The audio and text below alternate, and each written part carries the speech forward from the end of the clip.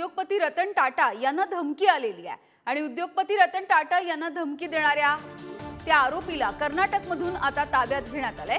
रतन टाटा यांची सुरक्षा ही वाढवण्याची मागणी सुद्धा करण्यात आली आहे। रतन टाटांची सुरक्षा वाढवा अन्यथा सायरस मिस्त्री सारखी अवस्था करू अशा पद्धतीची धमकी सुद्धा दिली गेली आहे। मुंबई पोलीस नियंत्रण कक्षाला या पद्धतीचा धमकीचा फोन आलेला होता, तर मानसिक संतुलन ठीक नसल्यामुळे फोन केला असा दावा पोलिसांनी केलेला आहे।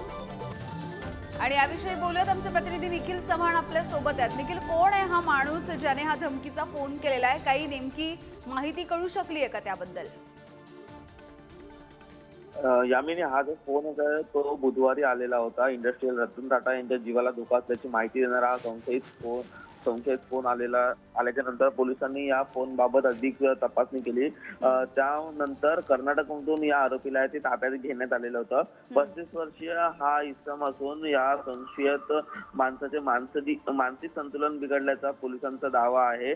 बुधवारी अशा प्रकारचा फोन हा पोलीस नियंत्रण कक्षाला आल्याच्या नंतर पोलिसांनी अधिकचा तपास घेतला। आरोपी हा उच्च शिक्षित आहे, परंतु सध्या त्याचे मानसिक आजाराने तो ग्रस्त असल्याने असा फोन या ठिकाणी केल्याचं निष्पन्न झालंय।